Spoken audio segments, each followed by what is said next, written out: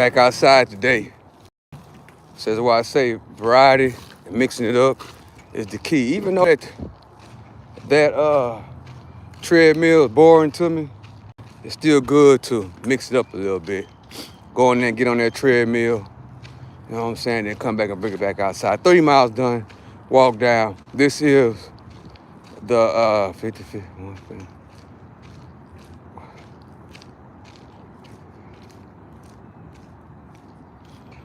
Man, appreciate y'all for joining me. Hit the like button as you come in. This is the end of season 3. Yeah, episode 149. 50, no, 199. Yeah, man, they going by real fast. First episode, 50. Second one, 50. Third one, yeah, this is 199. We about to get ready to start the 4th season, not episode, season. Yeah, but the episodes, we're at 199 today. I got to start back naming them, man. But today is the final episode of season 3 of The Walk Down. So I appreciate y'all for joining me, man. Appreciate y'all for joining me. Man, we're going to wait a little bit. First, I want to say appreciate everybody for coming and rocking with the channel. I appreciate everybody for subscribing. You know, I appreciate everybody for hitting that like button. You know, I appreciate everybody for coming over here kicking it with me. You know, I appreciate it on this nice, beautiful day on a Tuesday. You know, and that's just what it is. But we got a lot going on. We got some new people added to the Netflix card. You know, so now we try to compare the two, the UFC Trump card, which is going to be in front of the White House, on the White House lawn, with UFC 250, America's birthday is July the 4th, but they're having this event, I think it's June the 16th or something like that. But the card, in my opinion, that Trump UFC card is kind of disappointed. Wild Stock Sniper, I kind of got disappointed because if you don't know, well, a lot of people know this, John Jones is my favorite MMA fighter because of the different styles, you know, that he got. He shows a Muay Thai style and a kickboxing style, but John Jones, chat, is really a wrestler, you know. So I like those kind of fighters that can hide their style, you know, and basically have more than one mixed martial arts, be on the top level on each style, you know, and that's what John Jones brought to the table. You know what? A lot of these fighters these days, see, MMA has developed so much that these guys and these girls are good at hiding their main fighting style, you know, if that makes sense. They're real good at doing that these days. In 2026, with the development of mixed martial arts, they're good at doing it now. We're going to talk about Netflix, right? And Jake Paul. Shout out to Jake Paul for doing what he do, because these fighters, guys, they deserve top pay. MMA and the UFC and mixed martial arts is not on the bottom anymore. Like back in the days, chat, when I used to train real heavy, back in my younger days, when the UFC and mixed martial arts were barely coming up on the scene, right? Those guys had to actually sleep. It's like if you wanted to be a mixed martial artist, if that's the career you want to go in, you basically had to sleep at the gym. Basically, a lot of guys that I know, a lot of guys that I trained with, actually lived at the gym, meaning they didn't have a home. Like they were so into their mixed martial arts, so into MMA, that they actually put all their eggs in one basket. You know, they all put a lot of effort into building this, what we know is MMA, because in the beginning, it was just different styles going against one another. You know what I'm saying? That's how it all was created. Who has the best mixed martial arts style? Who had the best style? Like boxers used to go against karate. Muay Thai used to go against karate. Each style had their own category, and the thing is that people would go, we were challenged. Like my style, I was a wrestler, taekwondo, and jujitsu. But in my beginning days, early days, my main style was taekwondo. So what we used to do, we used to try to challenge other other styles. Like the boxers thought they could beat the karate guys. Us as taekwondo guys, we thought we could beat the boxers, and the Muay Thai guys thought that they could beat the taekwondo guys, and sumo wrestlers, sambo wrestlers, excuse me, thought they could beat the Greco wrestlers. It was a whole lot of different styles going against one another, but with the mixed martial arts, they brought it all together, which was an amazing thing. You know what I'm saying? How they brought it all together. And I'm gonna switch subjects to Ronda Rousey. Ronda Rousey was a judo. You know what I'm saying? That's the reason why I'm saying right now, Ronda Rousey is not really, she's not well-rounded. You know what I'm saying? Because she came in an era where your style stuck out. So unless she's been working on her boxing, you know what I'm saying? She's basically gonna come at Miesha Tate, right? And try to get on the ground because Ronda Rousey is an expert at judo. You know what I'm saying? That's her main thing, is judo. You know what I'm saying? But the thing about, hey, what's up, Dave Media? Appreciate you for joining. What's up, ATM Tim? The thing about Miesha Tate, if I can remember correctly, because Miesha Tate was really the first one that broke down the doors for women's MMA. Miesha Tate was the first one. Dana White and the UFC didn't want to have nothing to do with women fighting in the UFC. If you remember correctly, if anybody been watching the UFC many, many years, Dana White was against women in the MMA, but Miesha Tate, I think her style is karate, if I'm not mistaken, because she haven't fought in a very long time. Miesha Tate, not Miesha Tate, golly, the girl that, shout out to Miesha Tate. She's a well-known fighter too, but the girl that Ronda Rousey is fighting on the Netflix card, she's let me look it up real quick. I can't think of her name right now. Let me look it up, Chad. There's so many of these fighters, and I be trying to remember. Let me look it up real quick.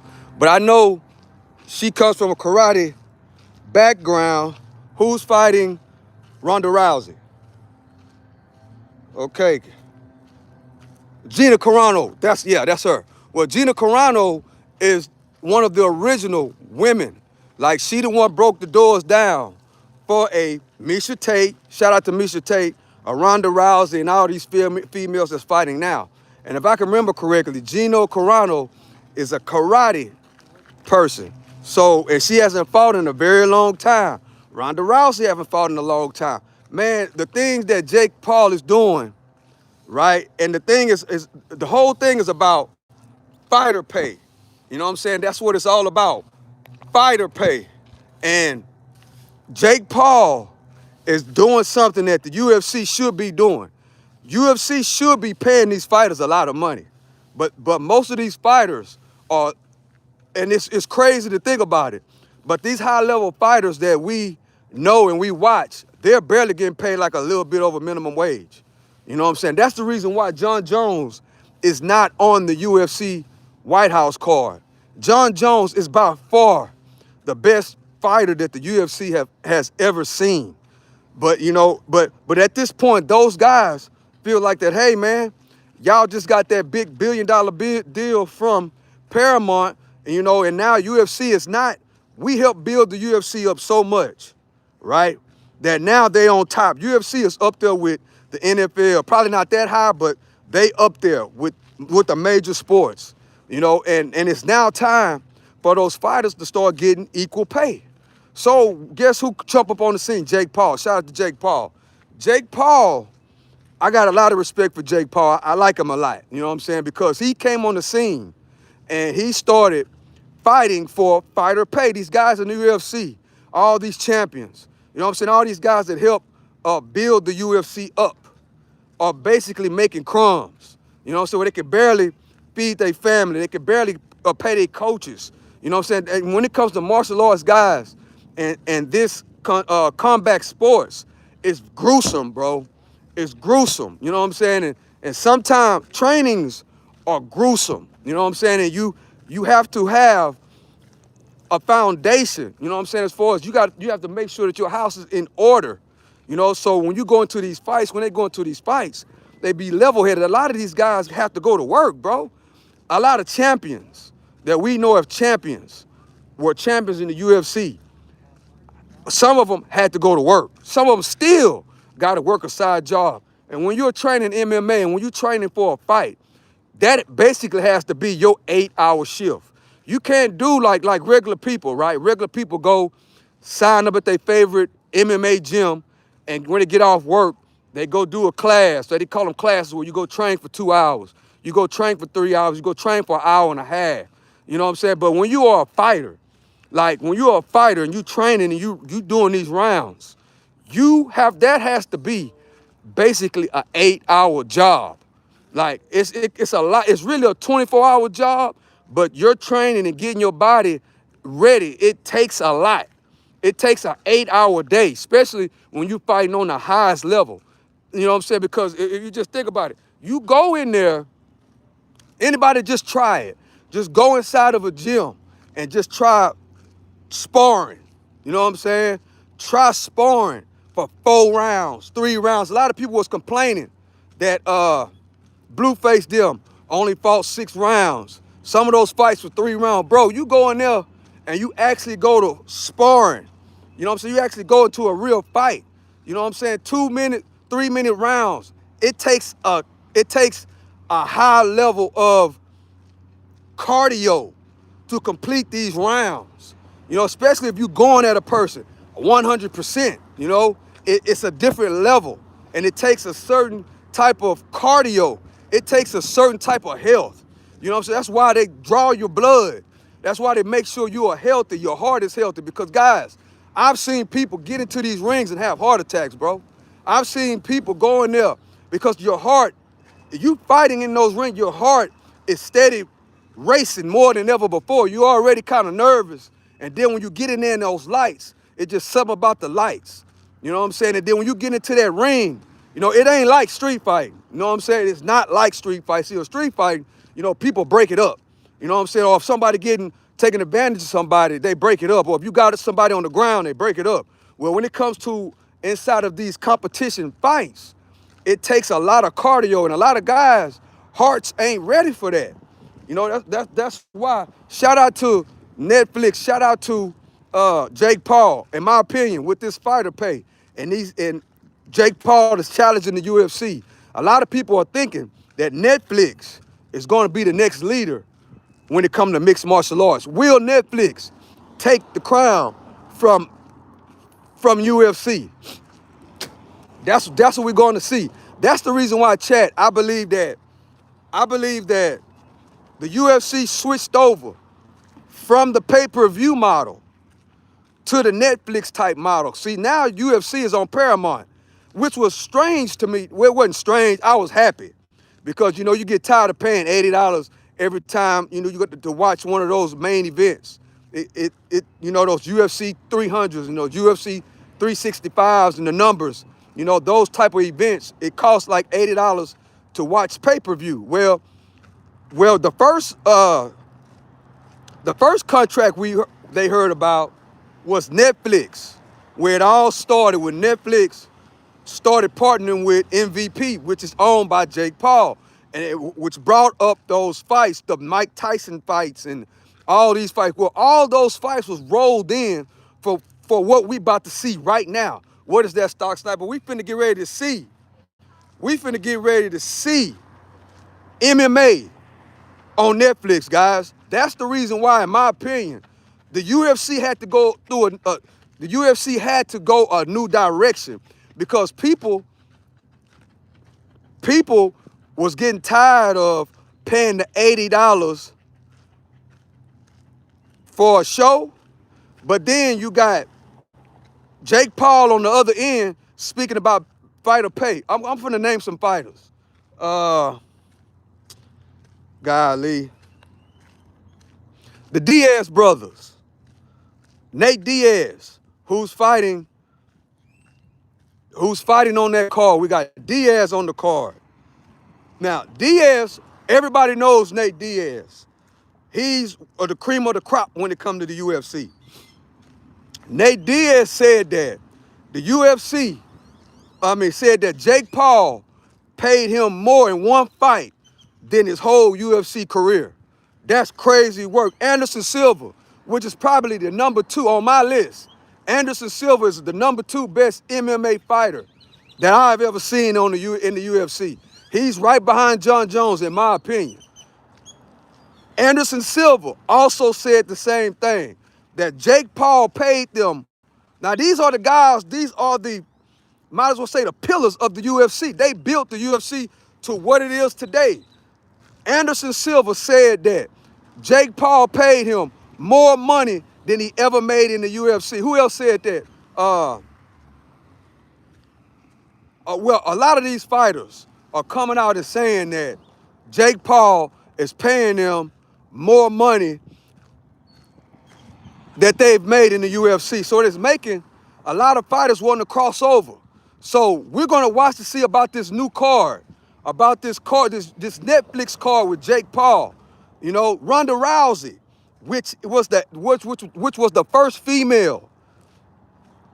Ronda Rousey convinced Dana White to start letting females fight in the UFC. That's the reason. Ronda Rousey is the main reason why we see women fighting in the UFC. Dana White didn't want to touch it. Dana White, Tyron Woodley, yeah, that's right. Tyron Woodley, thank you, Don. Tyron Woodley also said that Tyron Woodley, everybody knows Tyron Woodley was a knockout artist in the UFC. Tyron Woodley said that he made more money in the Jake Paul fights than he made his entire career fighting as a UFC champion. All of them saying it. Francis Ngannou, who is also on the card, Dana White didn't want to pay Francis Ngannou what Francis Ngannou wanted.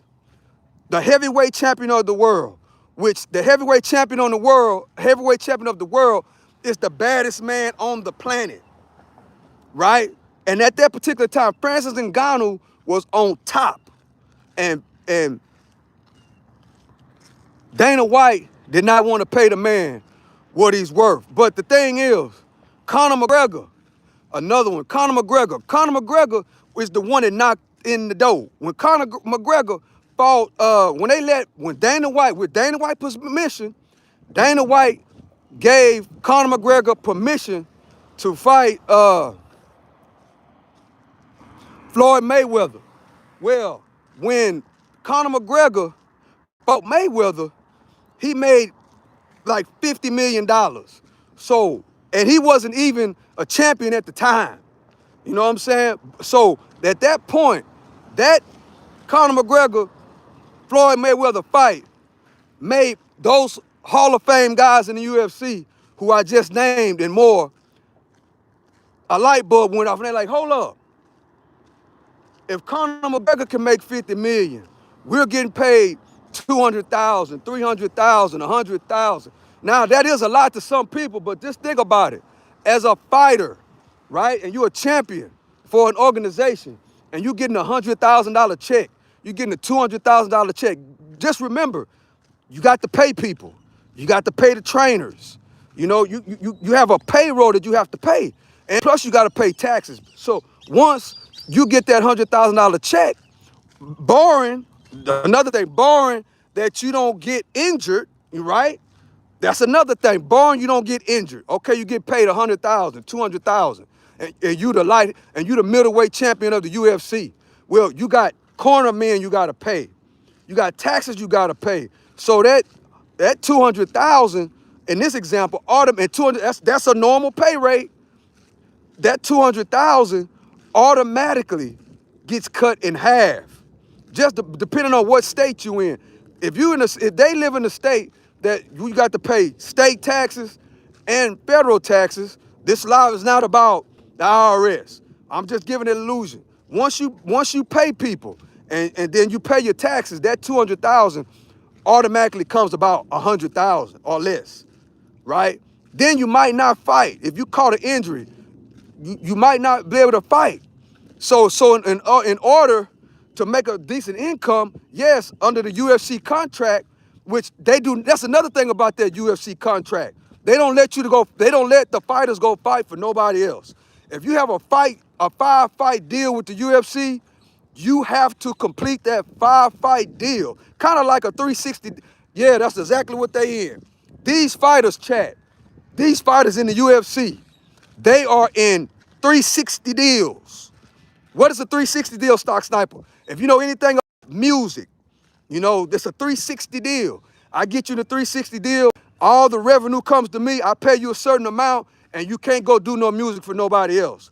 Basically that. You get a 5-year fight deal, a 5-fight deal with the UFC, you can't go fight for nobody else. You can't. And then they'll give you fights.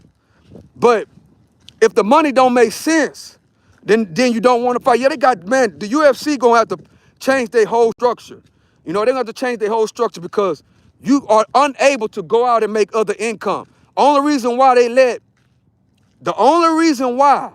they let Conor McGregor fight Mayweather is because of the dough. You know what I'm saying? But that was a mistake by Dana White, because with that mistake, that's the reason why they're in the predicament they in right now. You know what I'm saying? And then what's so cool about it, once you're in that contract, you can't go fight nobody else. You can't without the UFC's permission. That's why Francis Ngannou was the first one to fight out contract. He basically put himself through the ringer, chat, to get out of that contract. The last time we seen Francis Ngannou in the UFC, Francis Ngannou was hurt. You know what I'm saying? But he needed to get that last fight out of the way because the UFC did not want to give him what he deserved. He wanted to be a free agent, meaning that, okay, if I'm gonna sign with you and you don't want me to fight with nobody else, you got to give me part ownership in the company. In other words, Francis Ngannou wanted stocks, right? Okay, if you wanted where I don't fight for nobody else, give some type of stake of ownership through the stocks, and then we can work a deal. But Dana White didn't want to do that. So Francis Ngannou went on and fought anyway to get out of that UFC deal. So fast forward, look where we at right now.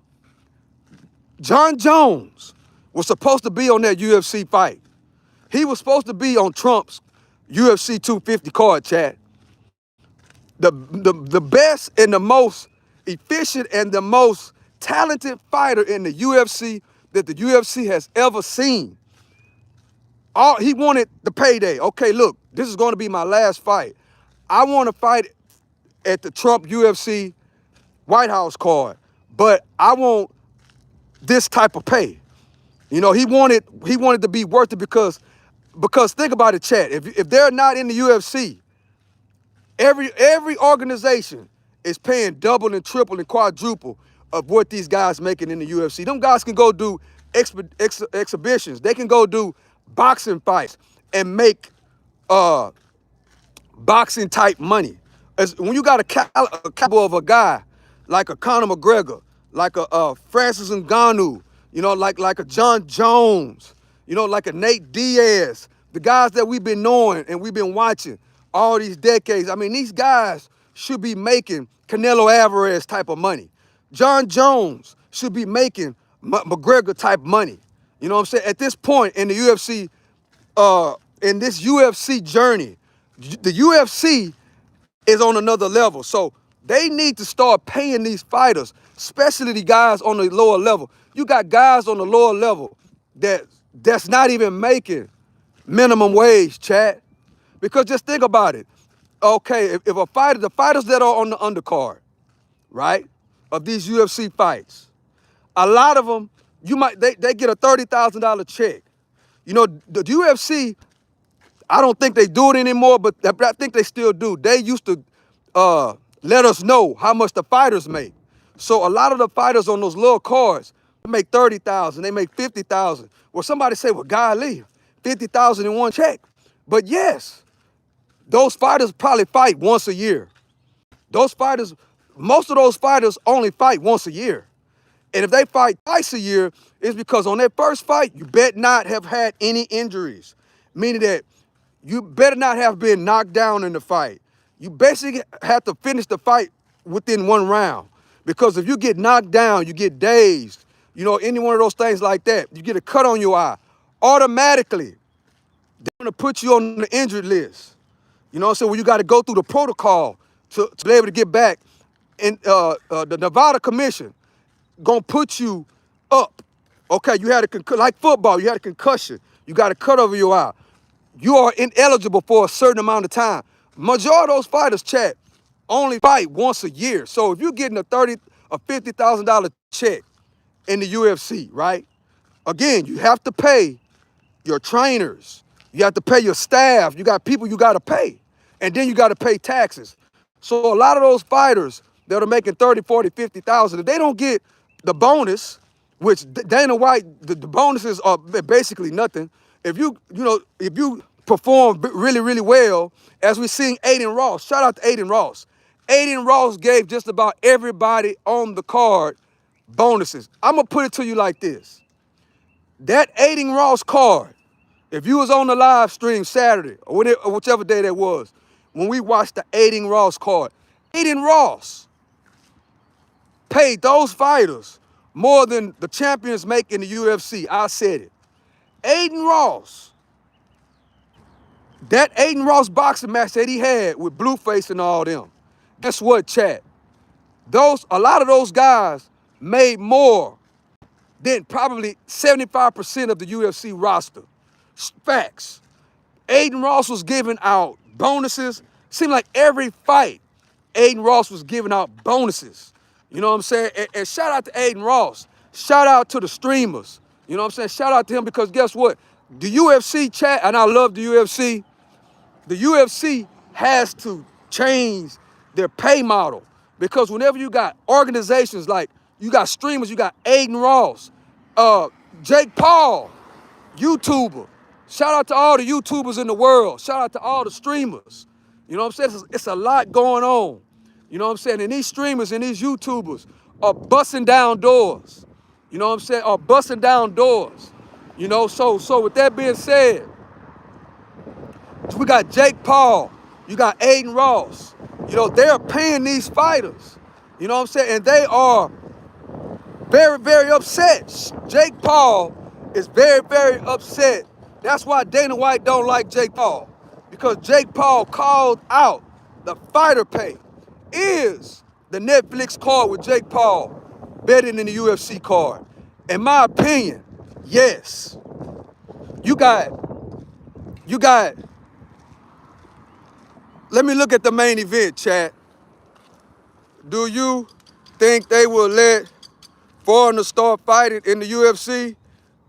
Yes, there's foreigners fighting there right now. I've been seeing some good fighters in Mexico and Africa. Yeah, they already let foreigners fight. That's who mostly in the UFC right now. Francis Ngannou is from Africa.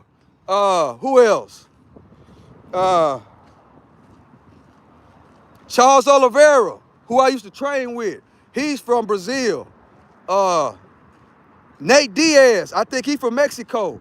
So most of those fighters that are on the top rating of the UFC, those top rated fighters, majority of them are from overseas. You got the guy that's fighting, I can't pronounce his name, but the guy that's fighting in for the UFC 250 at the White House in the main event. It's only one person that's from America on that card.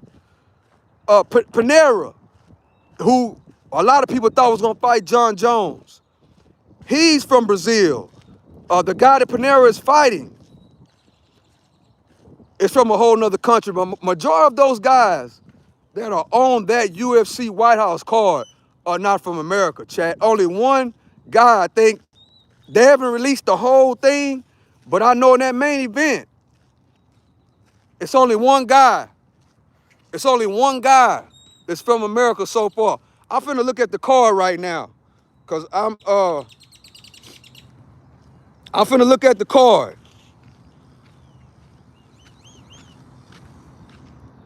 I'm finna look at the card, chat. UFC White House card. Okay, we're gonna look at the UFC White House card. Okay, Justin Gaethje, Tapura. Gaethje is from America. Sean O'Malley, I like Sean O'Malley. He's from America. Chandler, okay, they got some Americans on here. Lopez versus Garcia from Mexico. But the card is not what I thought it was gonna be. It's not. It's not.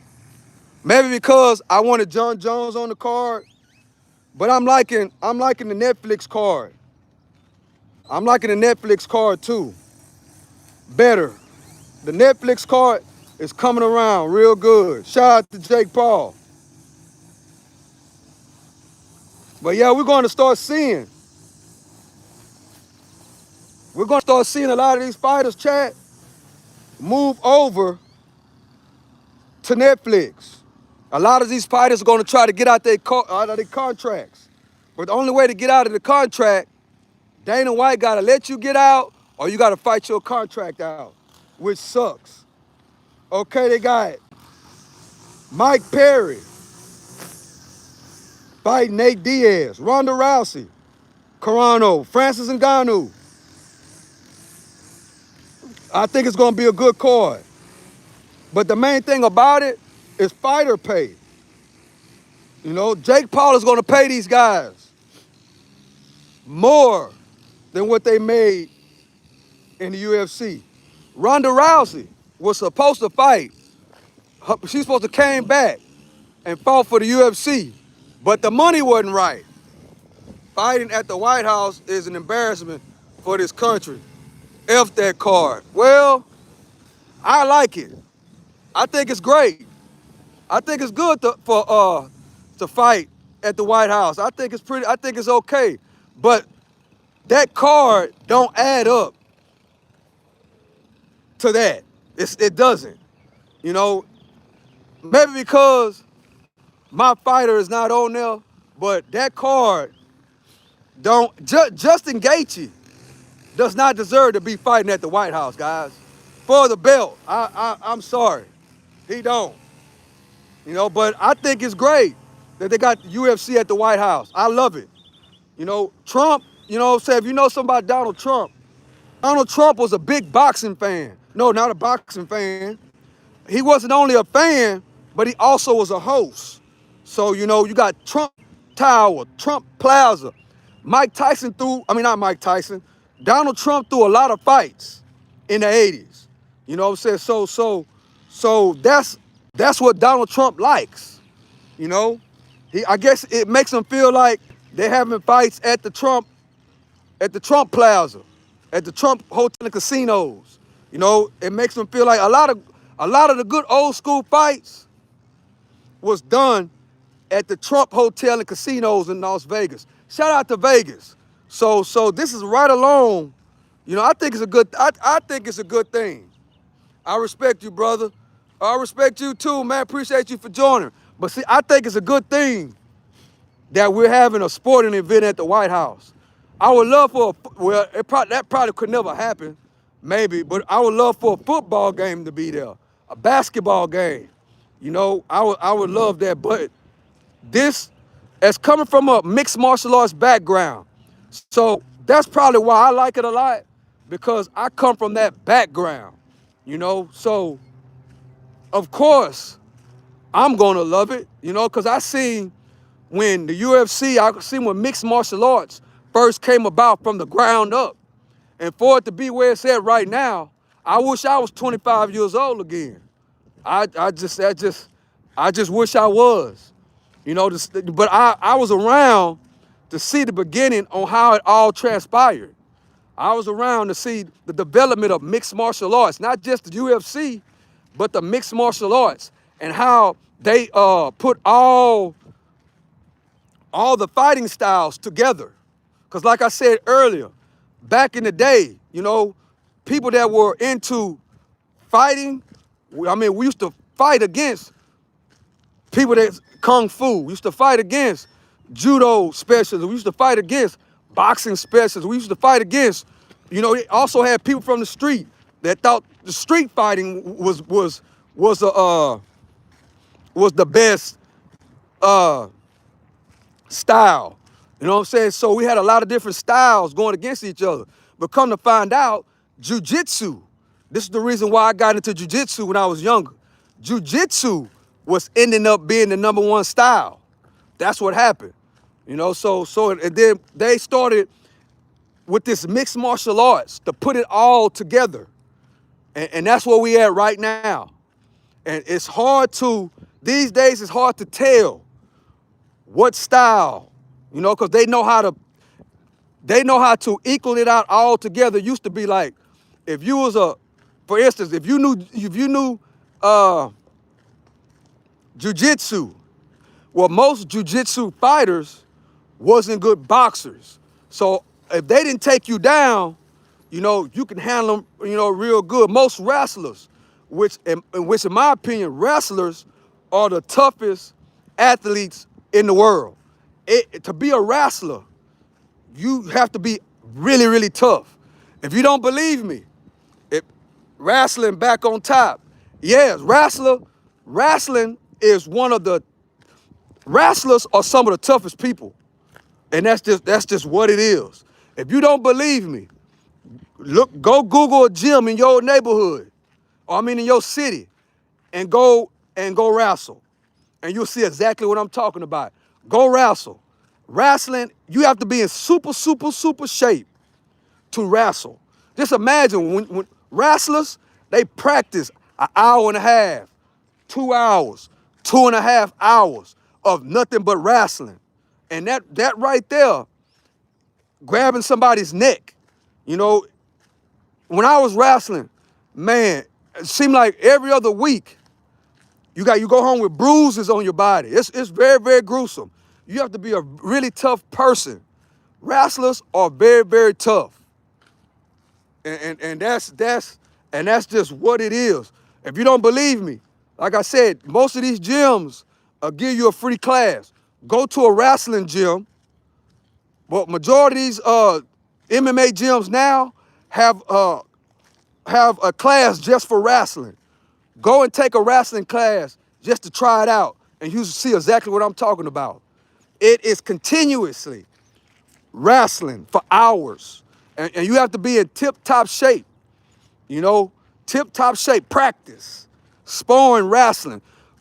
Sparring wrestling is gruesome, straight up. It is gruesome. You know, jujitsu is right behind it because you're on the ground a lot, but wrestling, Greco wrestling, sumo wrestling, that is Russia's wrestling. See, in Russia, they wrestle bears, bro. In Russia, those Russian fighters, they wrestle bears. Facts. They wrestle bears. So, I mean, wrestling, man, is another level. And what I like to see is a wrestler. John Jones is my ultimate fighter.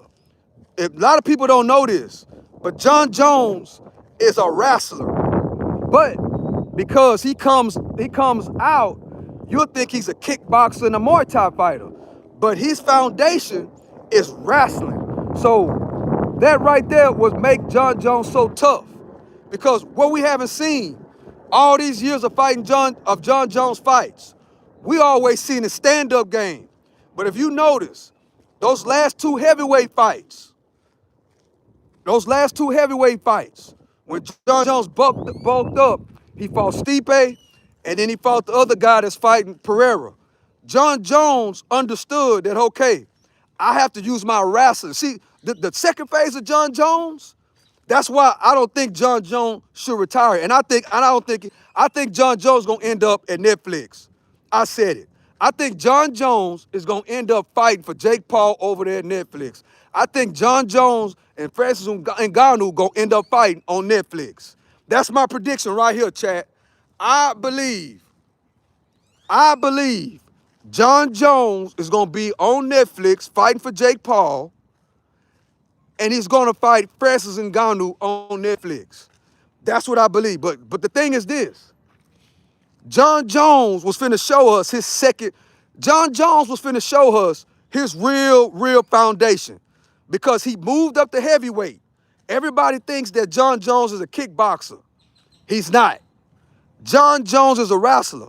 And okay, now if you've seen John Jones' last two fights, he fought Stipe Miocic. He fought Stipe, and then he fought the other guy that's fighting Pereira on the White House card.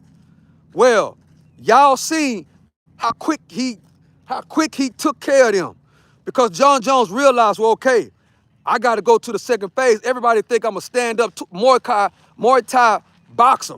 No, I'm gonna use my wrestling. So I wanted to see the second phase of John Jones. You know, John Jones getting older, so he can't really move like he used to. You know, he can't really move like he used to. So he was gonna go back. He was gonna go to his foundation, something that we never seen since he been fighting in the UFC. We always been seeing this athletic Muay Thai style, but John Jones is really a wrestler. He wrestled from a kid. He wrestled in high school.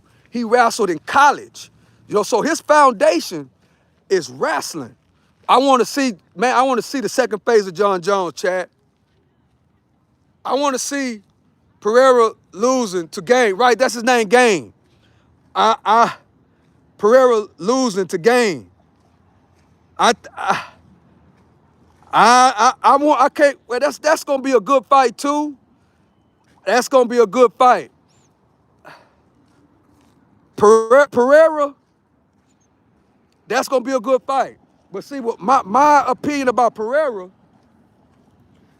Pereira, his body type, his build, he can put on some weight. He could put on a little bit more weight. Not that much weight, but he could put on a little bit more weight. And it's gonna be a good fight. I want to see John Jones and Pereira. That's who I thought they was gonna make it. I thought they was gonna make John Jones versus Pereira. Okay, Tar, okay. Do you think that Game, if it wasn't for the eye poke, you think Game would have won that fight? Game last fight, what's his name? It got disqualified because Game eye poked him. What do you think about that? You think that Game was gonna win that fight?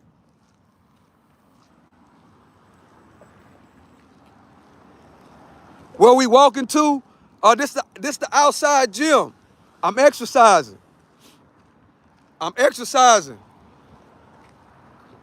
Tear feel I'm exercising.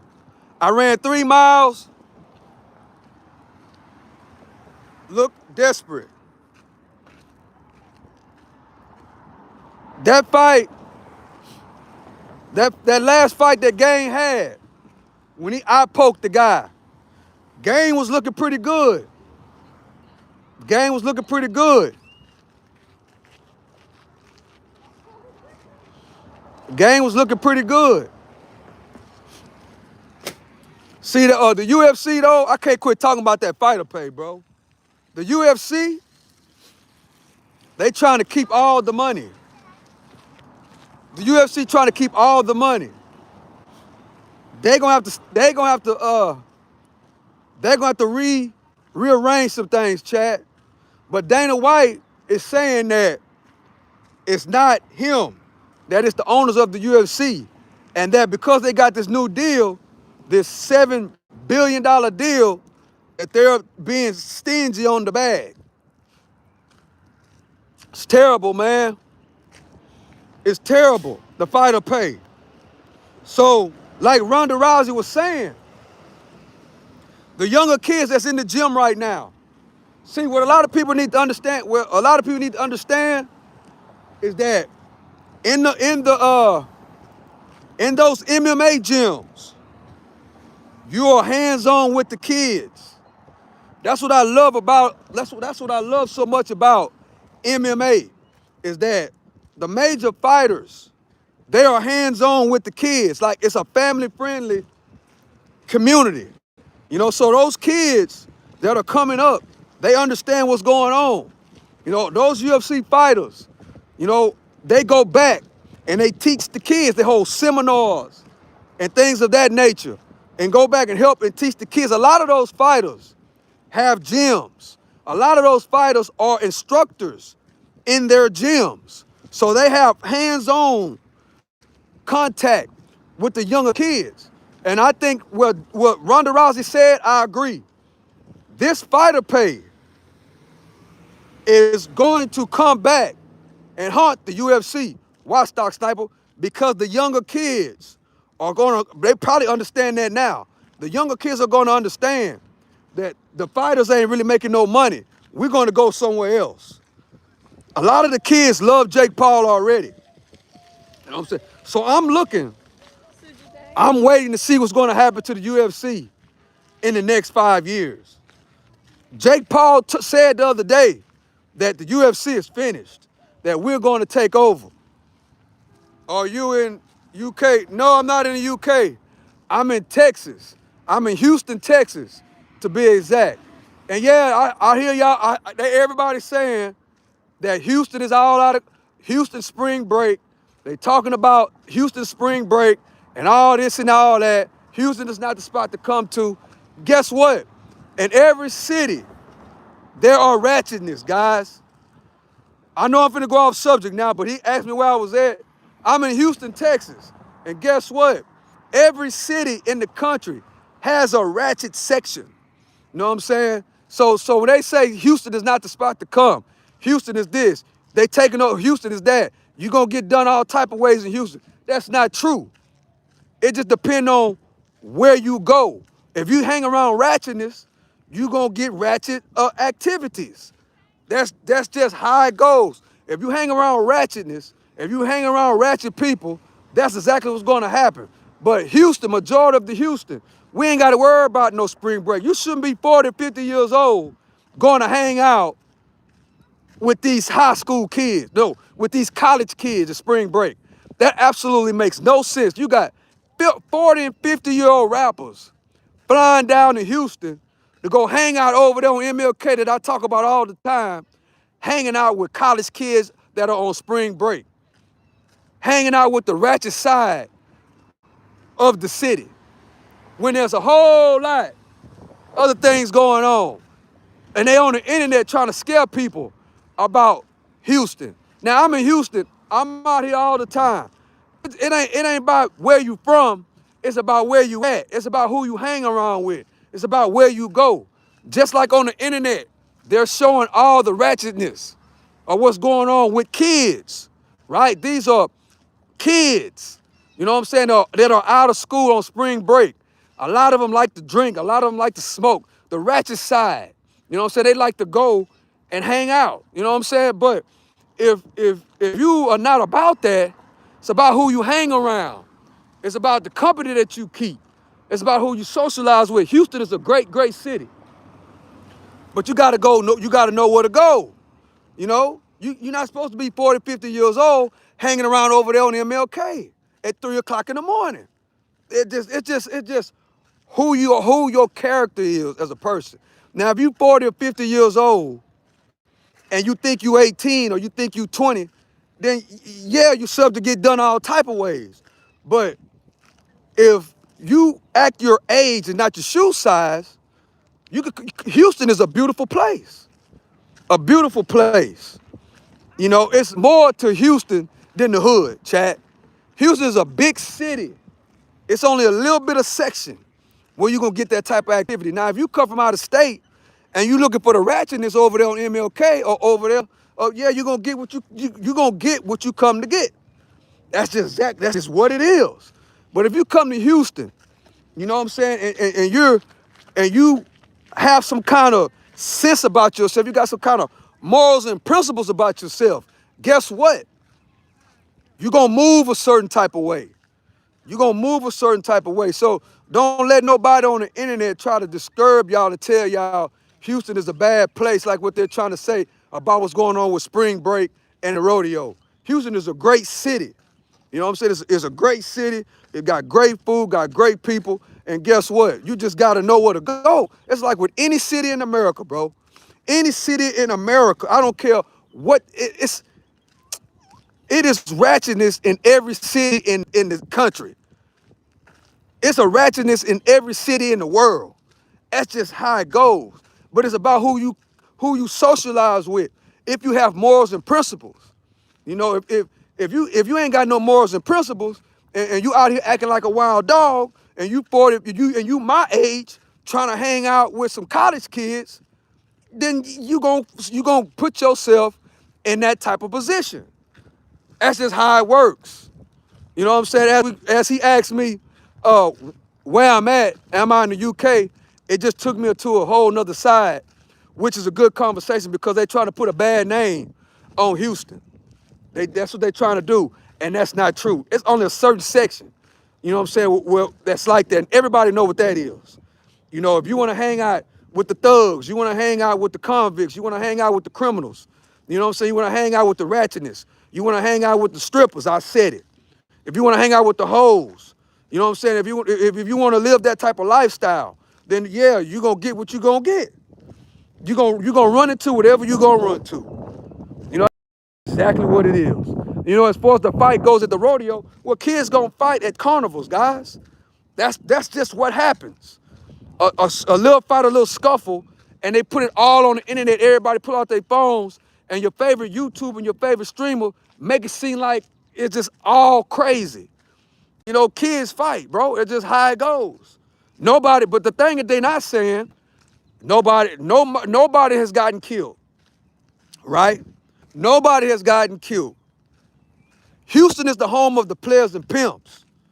Houston is the home of great food. Houston is the home of great people. Houston is the home of great sports. Houston is the home of great outside gyms where you can come and work out. Hakeem the Dream Olajuwon. Internet Creek, yeah. Hakeem the Dream Olajuwon. As the Houston Rockets played the Lakers last night. They ain't talking about how the Lakers won. Shout out to LeBron James and them boys out there, the Lakers. The Lakers beat the Rockets last night. They had that last night. But yes, it's Houston, man. It's with any city, guys.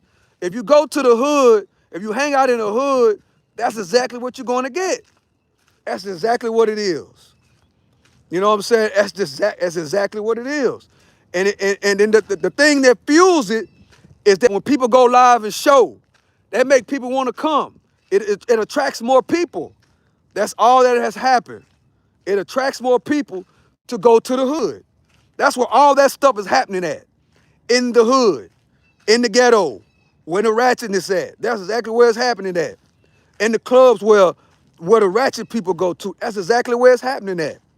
So of course, if you go and it's being promoted on the internet, you gonna come. Now they're trying to make it seem like Houston is a bad city.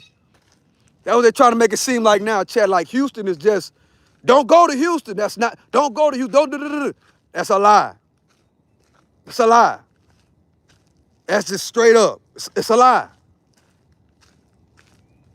If you go to where the drama is, you're gonna get what you asked for. But Houston is a big city, has a lot of great places and a lot of good areas to go beside.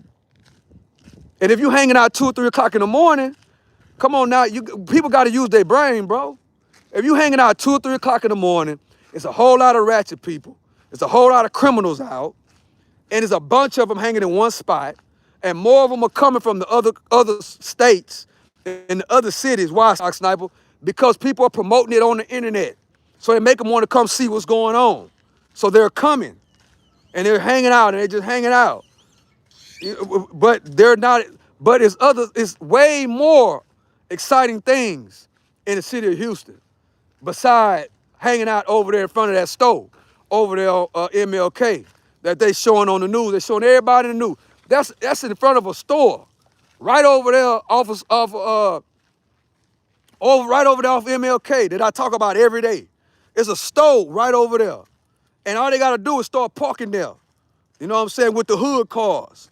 And a few girls pop up and then they go live and they promote it on Instagram. The next thing you know, everybody come hang out.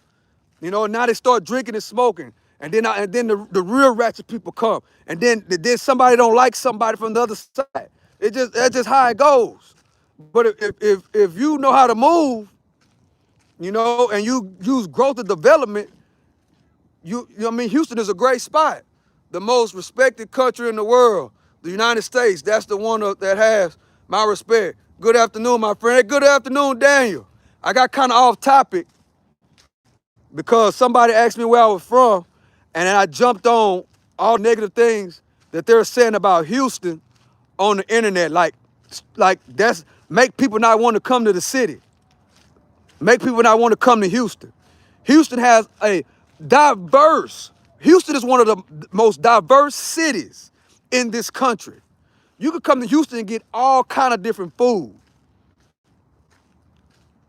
You don't just come to Houston to get chitlins and barbecue. I said it.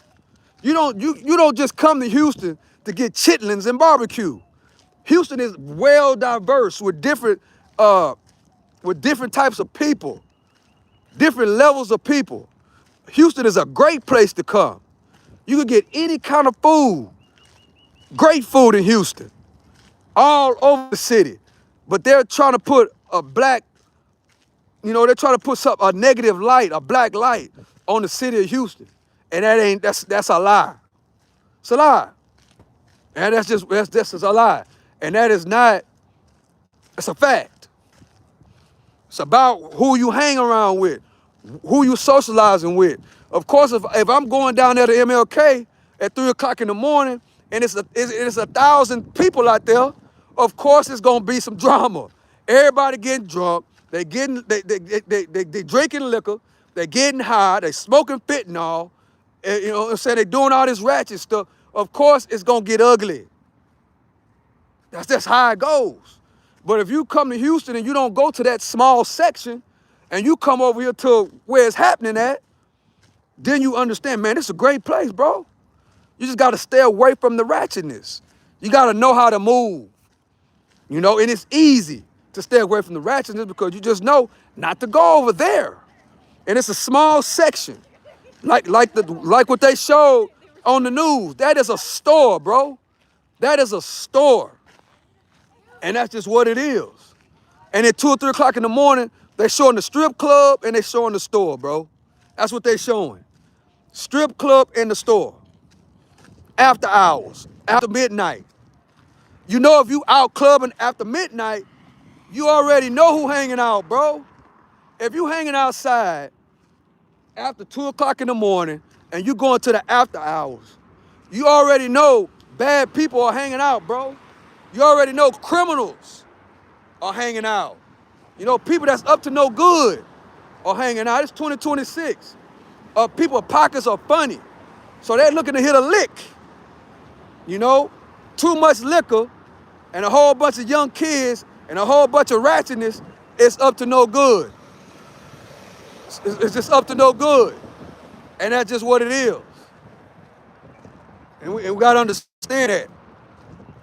Like, share, subscribe. Hey, what's up to Don? They got too many hurricanes and tornadoes for me. Yeah, well, we haven't had a hurricane in a while. We haven't had a hurricane in a while. But yeah, you're right. There's a lot of hurricanes that come through here. You're right about that. But I'm talking about coming to visit. You know, like how they trying to paint, like they trying to put a black dot. They trying to make it seem like Houston is ratchet. Houston ain't ratchet. Every city got a section, a small section. Well, that's where you go find the ratchetness. You know, if people getting drunk, you got 20-year-olds getting drunk. You got 20-year-olds drinking Don Julio. You got 20, you know, all the rat stuff. So every city got that type of section. It just so happened we got the rodeo going on, right? And it's spring break. That's what messed it up. We got the rodeo going on and spring break. And it's a big attraction. So it's a lot of people here that's normally not here. But when they start promoting it on the internet, that just made it even worse. You know what I'm saying? For some reason, the big timers started promoting it. Now people coming from all over. And the people that are already here, they're just going over there to the ratchetness. Instead of them using their brain and going to a great area, they're going to the hood. That's what they rather do. They rather come, imagine that, guys. Imagine me going to Atlanta, you know what I'm saying, which is a great place, by the way. Imagine me going to a whole nother state, a whole nother city, and instead of me going to good spots, I pick to go to the hood. That absolutely makes no sense. That absolutely makes no sense, chat. For me to go to another city, call myself trying to have a little fun, but I go to the hood. I go that direction instead of exploring the city and use common sense on where I should be, you know, spending my time at. I'm not gonna go to, let's say, make an example. I'm not gonna go to LA and go to Compton. I ain't gonna do that, Chad. I'm not gonna do that. If I wanted to do that, I might as well stay here and go over there to MLK. Just simple, I mean, it's simple. 2 a.m. in Ohio. We cow tipping. Shout out Athens. Okay. Shout out to Athens. Well, I think I'm ending right here, chat. I went longer than I was supposed to. But the big talk, as I end this with the topic that we was really talking about. The UFC at the White House. Is that card better or worse than Jake Paul's Netflix card? Is Netflix going to take over and be the king of MMA? With the help of Jake Paul, Will and Ronda Rousey, and all these other UFC legends, will they attract the younger fighters over there to Netflix? Will that happen, chat? Can Netflix and MVP, which is owned by Jake Paul, take MMA to a whole nother level with this fighter pay? Will this movement of Netflix force the UFC to start paying these fighters the right way? Will that force the UFC to start having pension plans for these fighters? Right now, these fighters ain't got no pension plan, Chad. No pension plan. And I already broke down how much some of these great fighters that we watch, how much they are making. Well, you might say, Stock Sniper, I looked and so-and-so made 500,000. Well, you got to factor in a lot of things. He might have made a $500,000 on that check, but he has a payroll. He has to pay trainers. He has to pay doctors. He has to pay taxes. And if he got injured, we might not see him till next year. And that's not even counting his family he got to take care of. So 500,000 on the check, yeah, that sound good, but if I'm only fighting once a year, if I'm fighting once every 2 years, and I got a payroll and taxes and the family I got to take care of, by the time I get to my next fight, I'm back to square one. In other words, a lot of these fighters are spinning their wheels. And that right there, chat, will hurt. What Dana White ain't understanding is that model will hurt the whole organization, because the fighters ain't gonna come in 1,000% focused on training or 1,000% focused on the fight. They're not. They're focusing on especially if they live in paycheck to paycheck. You only get one check, and you got to pay a lot of people. You got to pay bills. You got to feed your family. You got to take care of yourself. And then you got to get ready for the next fight that might not come till next year or the year after. Most UFC fighters, Chad, only fight once a year. You have to be really, really, really, really whooping some ass and not getting no injuries, right, to fight twice a year. Think about that, Chad. You have to really not take any injuries at all. God forget if you blow a knee or if your arm get broke in a fight or your leg get broke or you get caught in an arm bar and they take your whole arm off. You're out for 2 years, year and a half. So it's risky. You know what I'm saying? It's risky. And the thing is this, the UFC at this point have enough income to pay all of these fighters, to give these fighters more money. Not only more money, okay, even if they don't want to give them more money, give them the opportunity to fight outside of the organization. As it stands right now, UFC fighters can't fight outside of the UFC. They can't. And if Dana White offer a fighter a contract and the fighter say, man, this is not enough to take care of my family, to take care of so-and-so, to take care of my fighters. I got to go get a side job. And then I can't go earn any other income outside of the organization because there's a clause in the contract that says that I can only fight for the UFC. That is not a good deal. I ain't gonna say what I really think it is, but that is not a good deal. It's not. If you want to pay the fighters a small pay, let them be able to make money outside of the organization.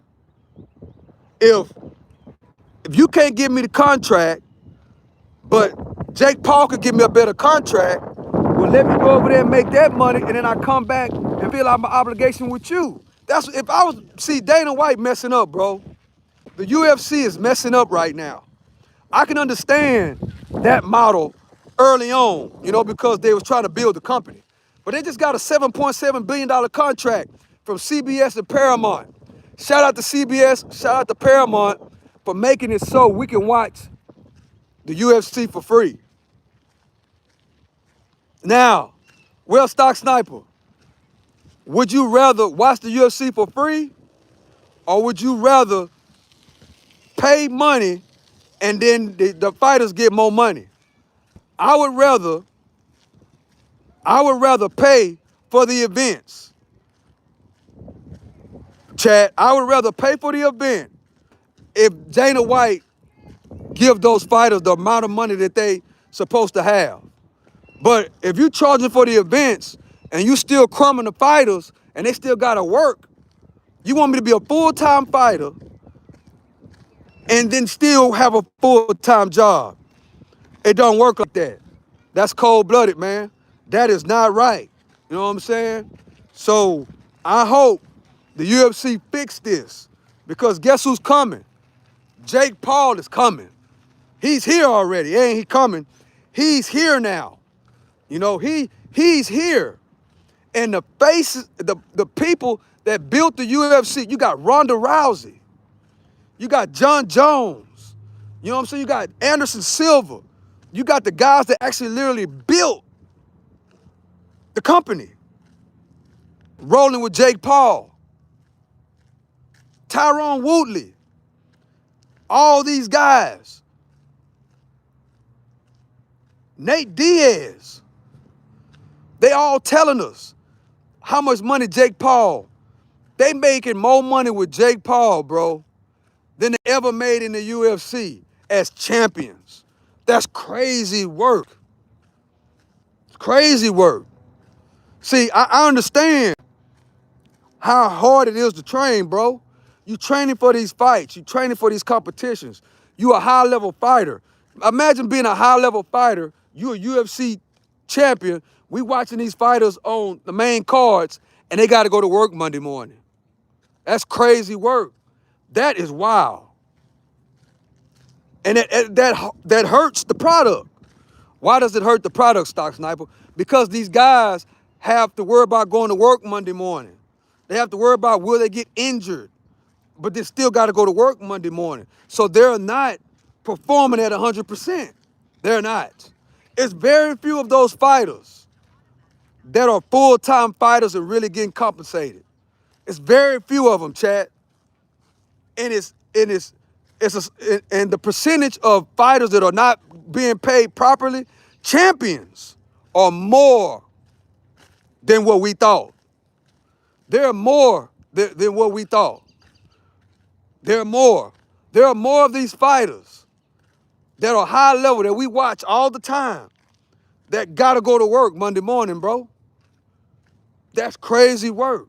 A lot of them are fighting fight to fight. A lot of them, majority of them, over 75% of those fighters are fighting fight to fight, praying that they don't get injured, where they could probably get 2 fights. And then when you go to the next fight, you not only have to worry about performing at a high level, you got to worry about not getting injured, because you know if you get injured, you might not fight again for a whole nother year and a half. And the pay is not there where you can sit up. That's crazy work. And then they're like in the contract that those contracts are I ain't even say what I want to say, but those UFC contracts are like being stuck in a barrel of crabs, a crab in a barrel type contract. That's exactly what it is. It's a crab in a barrel type contract, and if Dana White is down there pulling you back in whenever you think you about to get out. So they got to change these contracts. I would hate to see the UFC lose their momentum and lose these great fighters to Netflix. I would hate to see that. I would hate to see the UFC out of greed lose these great fighters, particularly the younger fighters, because guess what, chat? They got 8-year-olds, 10-year-olds, 12-year-olds, 15-year-olds that are on the radar right now. That's the beautiful thing about mixed martial arts in the UFC. That's the beautiful thing about boxing, taekwondo, karate, jiu-jitsu, and all these different fighting styles, is that they know the talent from 8, 9, 10, 11, 12 years old. And mixed martial arts has came up so much that they're recognizing the talent at 15, at 14 years old. Dana White has a great model on how to find these fighters from city to city using the local circuits. They have a great model, but they're not paying them worth nothing. And now it's all out there. Dana White has to step it up, or he's gonna lose all those younger fighters to Netflix. The thing is, will Ronda Rousey, because I'm gonna say this and I gotta go. Netflix and Jake Paul is trying to put Ronda Rousey in a place like a Dana White. Now, Dana White has special talents. He knew how to build a company. And more than knowing how to build a company, he knew how to find the fighters. He knew where to go to the hot zones, like these cities. Dana White and his team had an eye for fighters. You know, all these fighters come from different cities, different states, different countries. Dana White had a great team, you know, to find the hot spots where all the good fighters at the gyms that have no AC. It's 200 degrees in the gym, but you got super active hungry fighters, athletic, mind right, and everything in these gyms, ready to rock and roll at any given second. Not John Jones, Dana White and his team knew how to find these fighters and bring them to the Contender Series, bring them to the Ultimate Fighter, going to these small organizations all over America, all over the world, and finding them. And finding, he has an eye for fighting. He has an eye. The thing is, because Jake Paul is he's trying to put Ronda Rousey in that spot. Jake Paul wants Ronda Rousey to be the Dana White of that Netflix MVP organization to move forward with this MMA side of the organization of Netflix. So that's what's about to happen. We're going to see, does Ronda Rousey, can she put a team of people together that know how to go out and find these fighters all over the world? That's going to tell the success of Netflix and MVP partnership. I'm excited about it, guys. That's why I can't quit talking about it. I'm excited about it. In my opinion, I think this White House card is not better than what Netflix and Ronda Rousey and Jake Paul about to put together. Yeah, Jake Paul is now entered mixed martial arts, and I think it's going to be an amazing card. So make sure you find out the date and the time of that MVP Netflix card. I will be going live. I will be streaming it. You know, also, well, I can't stream it. Well, we'll be reacting to it. And we also will be reacting to Trump's UFC White House 250. We will be checking it out. The card, you know, it's a good card. I ain't gonna lie, it's good. It's not what I thought it should be. It's not on the level of where it should be, but it's still a good card. And that's what I think about it. But I'm thinking that this Netflix card is better. That's what I'm thinking, chat. We got 27 people in the building. Appreciate y'all for rocking with me. Man, I've been running my mouth and exercising.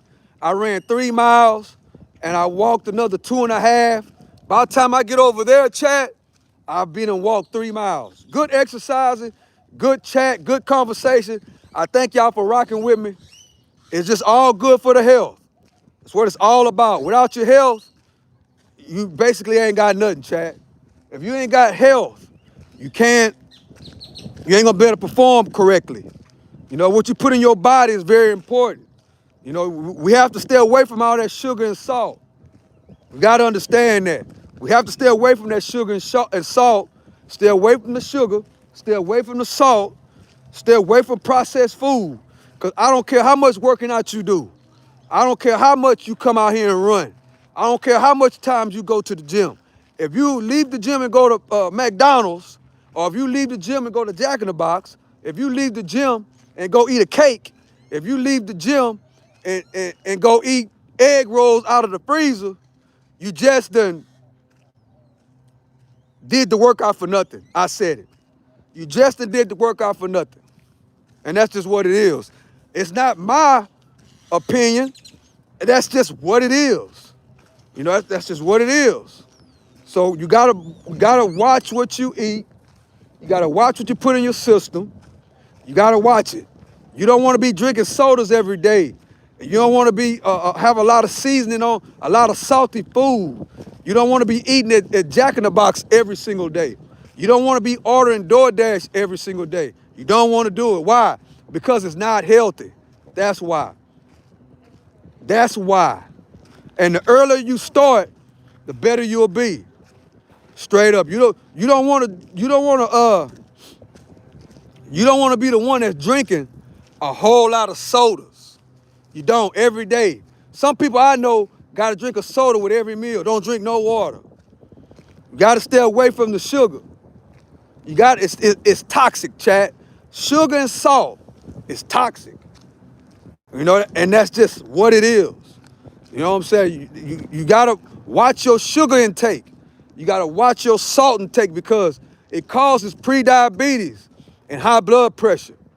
And that's exactly what it does. And other health issues that if you do it for so long, for decades and decades and decades, then you start having health problems. They're finding out that their kids, 15, 20 years old, 25 years old, are fighting high blood pressure, or fighting pre-diabetes, or fighting obesity, and all those things. Obesity is very, very bad. It really is. You know, you have to exercise and eat properly. Take care of yourself because your job depends on it. Your family depends on it, you know? And that's what it is. Once you get up every single day, thank God for what's going on and try to live as clean as possible. You know, we ain't perfect, right? This is not the perfect channel. No, it's not. We ain't perfect, but it's about growth and development. It's about taking care of yourself. It's about not smoking cigarettes. It's about not smoking vapes. Those things are very, very crucial. We already know the risk of smoking cigarettes, but they have not yet to tell us the real risk of these vapes. We gotta understand that they're saying that majority of these vapes, they come from China. A majority of them, they're finding fentanyl in these vapes. They're finding chemicals. So we gotta understand that they not only have THC or nicotine in these vapes, they got other chemicals as well. So you gotta pay attention to what you put in your body. You have to know what you put in your body. Look at the labels. Read the labels. Fructose corn syrup is bad. You got to look at the labels. You got to use this internet for what it's made for. Look at the labels, see what's on it. If you don't know what's on there, look up on Google. You got a phone. All you got to do is Google some of this stuff. And it'll tell you the health risk and everything. And that's what we got to focus on. We got to focus on our health because there is no wealth without no health. It's just not. And that's just what it is, Chad. Take care of your soul too. Yeah. Take care of your soul too. Take care of your soul too. And your mental health. But it all goes together. What you put in your body has a lot to do with your mental health. It has a lot to do with your spiritual health and your soul. It has a lot to do with that.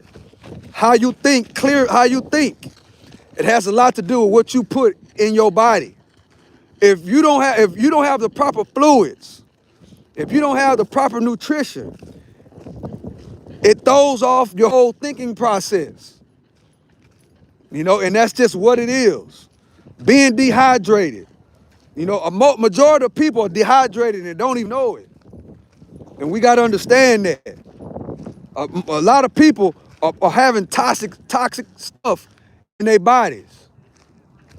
It's toxic. Sugar, salt. It's very, very toxic. And we got to understand that.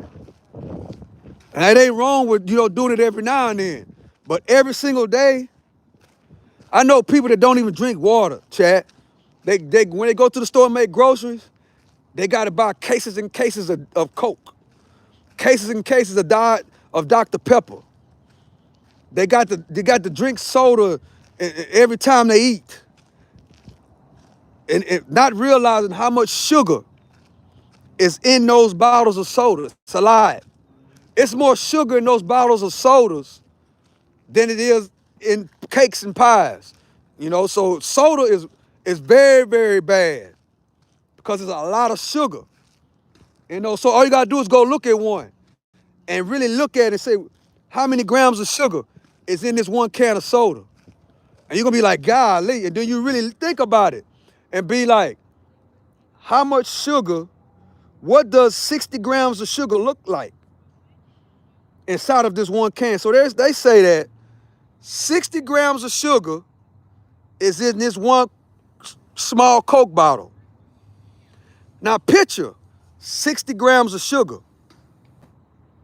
It's a lot of sugar, bro. It's a lot. And imagine you drinking 3 sodas a day, and it's 60 grams of sugar in each soda. Some people drink a 6-pack of soda. Some people drink a 6-pack of Coke every single day. Imagine drinking a 6-pack of soda every single day for 10 years, for 15 years, and it's 60 grams of sugar in each can, or 50, or 40. Add it up. It's a lot. And physically picture what 60 grams of sugar look like inside of a cup. It's a lot. It's a whole lot. And it is toxic. And a lot of people drink that soda and don't drink no water. Bad. It's very, very toxic. And we gotta understand that, and we gotta tell that to the kids. We gotta tell that to the grandkids. I know people that give their kid 6, 7, 8 months old and give them Kool-Aid in the bottle. So you give the kids sugar from by the time they turn a year all the way up until they, just imagine drinking sugar every single day from when you turn a year until you turn 25 years old. Imagine eating that Jack in the Box from when you turn 2 all the way up until you turn 30. Imagine eating a Happy Meal from when you turn 2 or 3 years old all the way up until you're 25, 30 years old of eating a Happy Meal. Kids, you know, a lot of kids gotta have these Happy Meals, bro. They gotta have a Happy Meal. They gotta have a soda. They gotta have cake. They gotta have Kool-Aid. They don't exercise. They don't go outside. They sit in the phone on the tablet. And it builds up, you know? It builds up. And then once they go to the doctor and the doctor draw their blood, now you're 25 years old and the doctor say your blood pressure too high. The doctor say you pre-diabetic at 25 years old. That's what we got to think about, Chad. That's what this stuff has done. And if you don't believe me, all you got to do is ask your doctor. That's all you got to do. It's not my opinion. It's what the doctors say and what the numbers say and what the stats say. It's the truth. I'm just relying the message. So don't shoot the messenger. Make sure you straight. So make sure you straight. Make sure your family's straight. Especially your kids. Don't let your kids drink all that sugar. Don't let your kids drink a soda water every time they eat. Don't do it. Because it's addictive. Sugar is addictive, chat. That's what we got to realize. Sugar is addictive. Very addictive.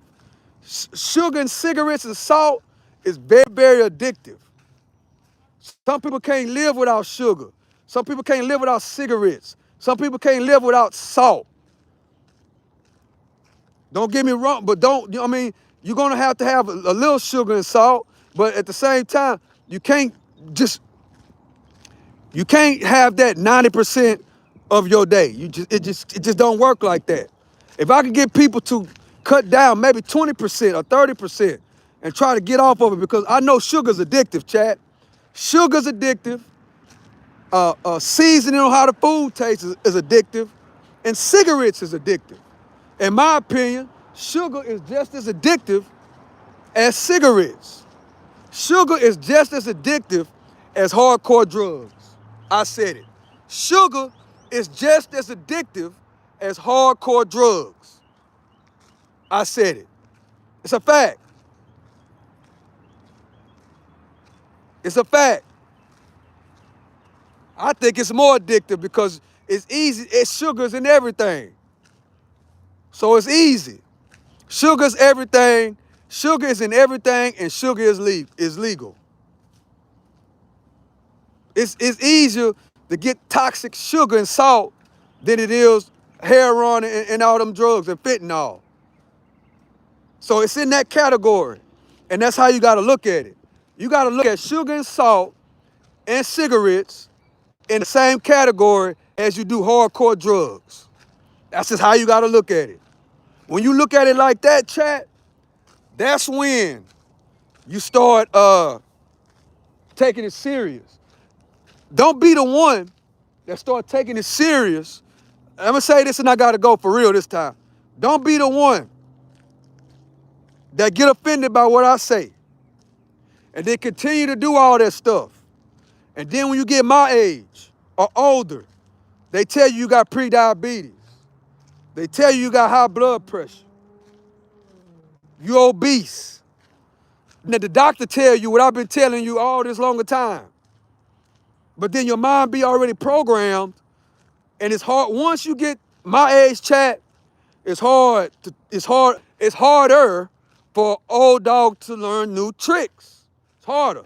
So if you know you've been eating a Whataburger every day, you know you've been you've been eating fries with a ton of salt. You know you've been drinking the big old gulp sodas every day. You know you've been smoking cigarettes. You smoke 2 packs a day. And you know every time you eat, you gotta drink a soda. You gotta have a whole lot of salt in your coffee. And you've been doing this for 10, 15 years straight. And then 20 years come. And now the doctor say you got high blood pressure. And now the doctor say you pre-diabetic. You have to stop eating the salt. You have to stop drinking the sugar. You have to start exercising. Well, then it's gonna be harder to do it then. Why?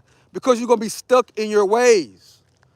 It's gonna take everything in you to start eating salads. It's gonna take everything in you to start eating kale. It's gonna take everything in you to start drinking a gallon of water every single day. So why wouldn't you wanna do that ahead of time instead of waiting 10, 15 years? That's all I'm saying. Then you haven't exercised in your whole entire life. Now the doctor said you gotta exercise. You gotta stop. You gotta eat salads now.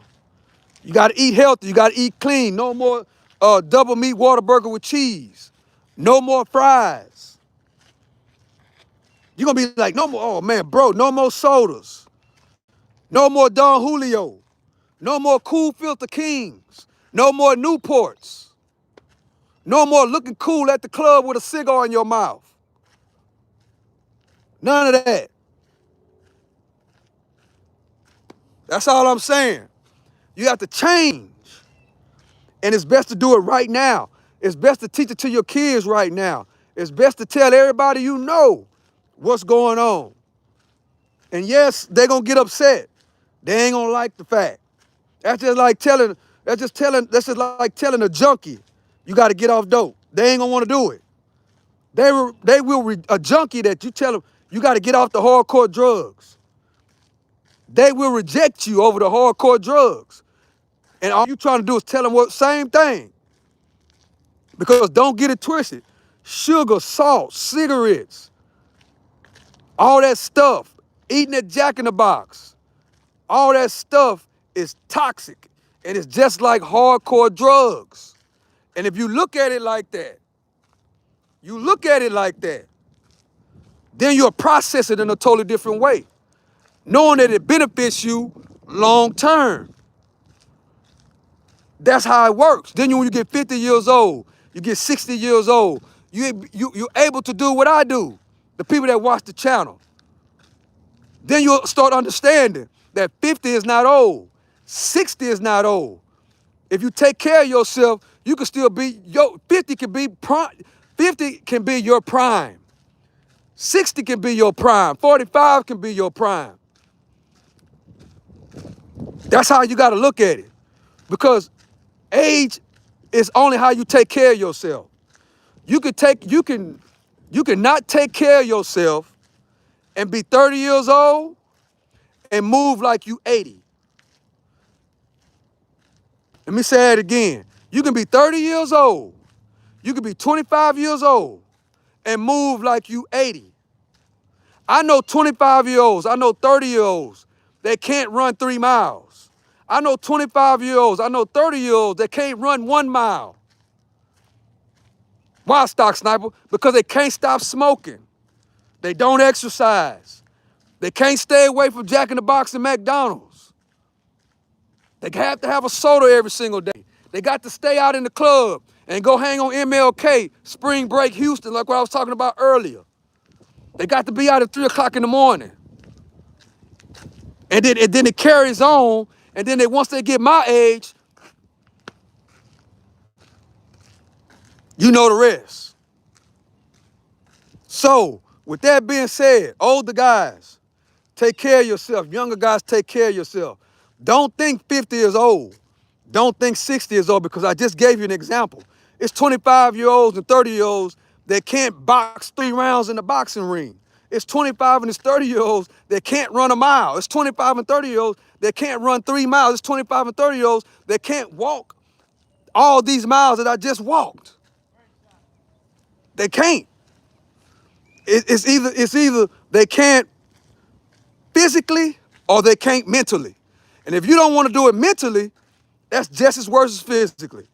If you 25 years old or 30 years old and you don't want to walk 3 miles or you don't want to walk 2 miles,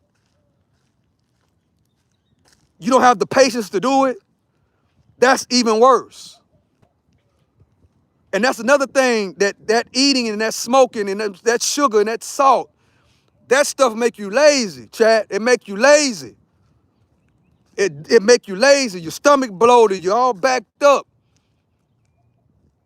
Nothing but toxic inside of your intestinal tract. And then it makes you feel lazy. And it tells in your brain, it tells your brain, I'm gonna quit. I don't want to do it. That's what it does. It tells your brain and your subconscious mind, that's what the sugar and the salt and the chemicals that's in McDonald's or Whataburger, that's in those cigarettes, that's in those vapes, that's in that marijuana. They don't make the marijuana like that. It is not the same, chat. I said it. So all this stuff, it makes you lazy and not want to be active. And that's just how it goes. Once we understand how sugar is and salt and how you got to eliminate it out of your life, once you understand that and you try it, it's not a fix. Well, I ain't drink no sugar this month, Stock Sniper. I don't feel nothing. I ain't eat no salt this month, Stock Sniper. I stopped drinking salt. I've been drinking a gallon of water for 30 days, Stock Sniper, and I don't feel nothing. Bro, it take time. It's not a drug, bro. It take time to get your body like this. It take time to get your body and your mind and your soul and your spirit. It take time. It's not a 90-day thing. It's not a 30-day thing. It's not a 60-day thing. It's a marathon. That's exactly what it is. It's a marathon. And that's what you got to understand. You have to understand that life is a marathon. You got to understand it take longer than 90 days or 30 days or 60 days. It take longer. That's why Blueface got beat the other night. That's why Blueface got beat up. Because he thought that he could still hang at the club at night. He thought that he could still smoke weed and drink. He thought he could still go hang with the ratchets. He thought that all he needed was 90 days. And he thought he was gonna be able to beat that man. But that dude already told you. I've been in the gym for years. Go back and look at the press conference. That guy told Blueface, bro, you talking about 90 days. I've been doing this for a year. That guy knew that Blueface was gonna run out of gas at the end of the fight. He knew that already. Because he wasn't prepared.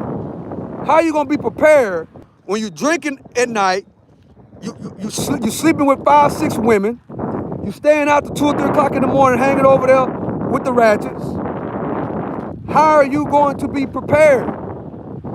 Blueface better be glad, bro, because y'all said when Blueface was fighting, he was foaming at the mouth. He better be glad. He better be glad it wasn't 12 rounds. Because if it was 12 rounds, which I was talking about earlier, when it comes to fighting, bro, you can die. Your heart can explode and bust from not having, for something simple, from not getting enough sleep. You out 3 or 4 o'clock in the morning before the fight. You out partying 4 o'clock in the morning, and then you got to fight the next day. It don't work like that. The body The body is not a machine, bro. The body is not a machine. You have to take care of your body properly. You have to do the proper things. And if you're trying to fight, it has to be a process, especially if you ain't fought. Now everybody thought that because Blueface been to prison, and everybody thought that he been to prison for 3 years, they was gonna come out and and take care of business. Not knowing that this dude who he fought against been in the gym working. What I do right here, what is then? When you said years, how long would it be exactly? 5 years? What you talking about? What part of that you talking about? You talking about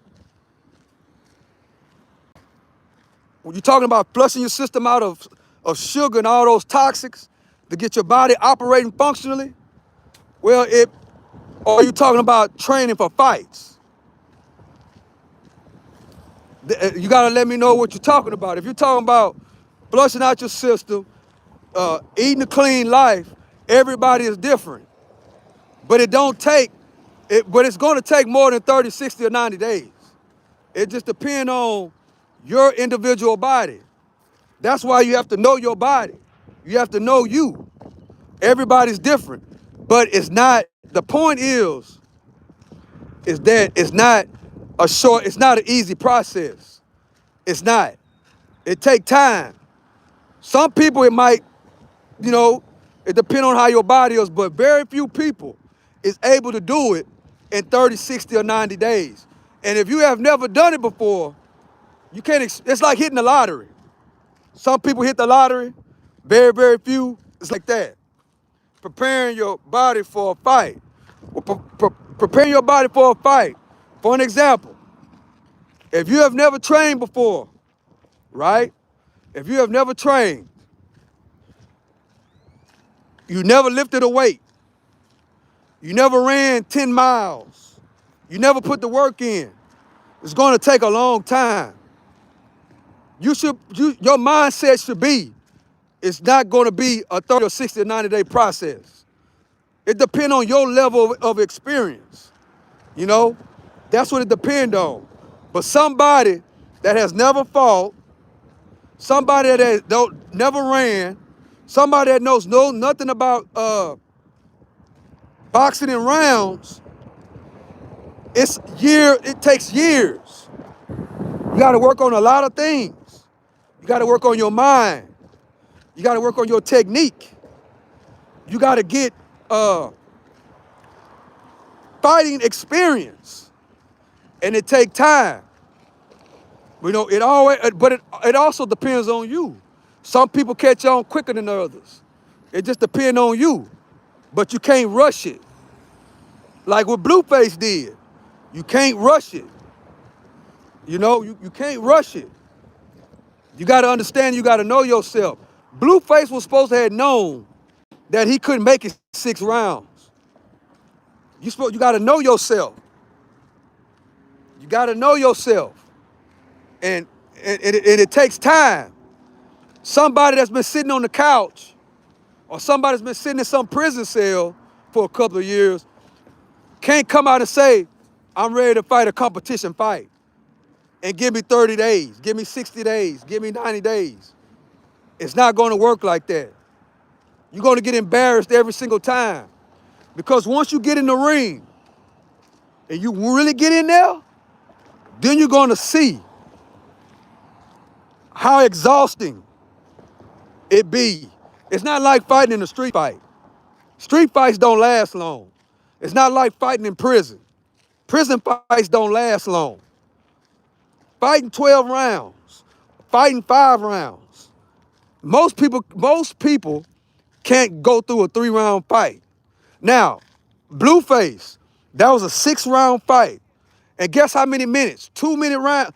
Those rounds were only 2 minutes, guys. Blueface fight was 2-minute rounds. 6 2-minute rounds. Now, 2 minutes is amateur fighting. So for the people that don't know, amateurs fight 2-minute rounds. 2 minutes is not long. So just think about it. And go watch the fight. Go watch those fights and go see the level of exhaustion that those guys went through. Don't get me wrong, they did a great job. But it lets you know the level of cardio, the level of experience that you gotta have when you go into these fights. It's not like a street fight.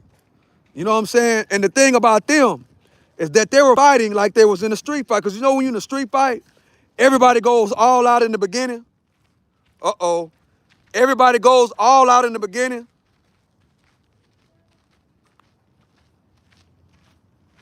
Thanks for your advice. You are really a true and honest man. Yeah, I'm gonna keep it real with you. It's not easy. You know, what most people do that are very inexperienced, they go into the fight and act like it's a street fight. Not understanding, not thinking that street fights don't last long. Majority of the street fights don't last long. Either somebody gonna break it up or somebody gonna get knocked out. One of the two. Or somebody gonna jump on somebody. It's never gonna be a fight, very seldom on street fights and hood fights, where you actually see two people fight for 30 minutes straight. You're not gonna see that in a street fight. So what's happening is a lot of these street guys, they wanna go into the ring and box, but they come out like it's a street fight. But it's totally different. Once you go past 2 minutes and you get that, you only get 1 minute break in between the rounds. If you ain't prepared, meaning that you ain't been training 12 rounds, every time you go to the gym, you're training 12 rounds, different training partners. When you're ready, you're gonna gas out. And that's what happened. And it takes longer than 90 days. Most people, if you ain't been working out, it's 90 days before you get over soreness. If you're really in the gym and you're really training and you have never trained before, some people take a month, 2 months, just to get over the aches and the pains of training. If you don't believe me, go to your local boxing gym or MMA gym, go sign up for the 30 days free. A lot of them give you 30 days for free. And if you're just not coming off the couch, if you smoke vapes and cigarettes every single day as sodas, and you go do that, you're not gonna feel comfortable till probably 60 days. Why, Stock Sniper? Because you're gonna be sore for about a month. If you go in there every single day and consistent, along with running, along with sparring, along with drills, along with pad work, and you really doing it, and you do it, it's gonna be about a month or a month and a half before you ain't sore anymore. And then once you ain't sore, then you gotta start getting your technique down. It takes time. It takes time. You know, you have to know your body. You gotta know who you are. You gotta know some people, you know, bodies are different than others, but most people that just coming off the couch, that don't do nothing but if you smoke cigarettes every day and vapes, it's gonna take about 90 days before you ain't even sore no more. I'm just being honest.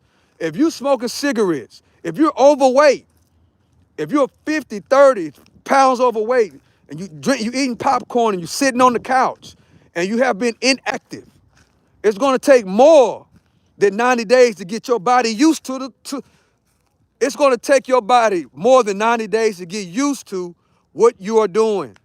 Because the first month, the body's gonna be shook. You're gonna be sore for about a month. Automatically, you're gonna be sore for about a month. So that's just like if you lift weights and you ain't been lifting weights ever. And then all of a sudden you're lifting weights and you're doing 10 sets of 10. You're doing 10 sets of 10. You're gonna be sore for about 2 weeks just with that. So just imagine training for a fight. Training for a fight.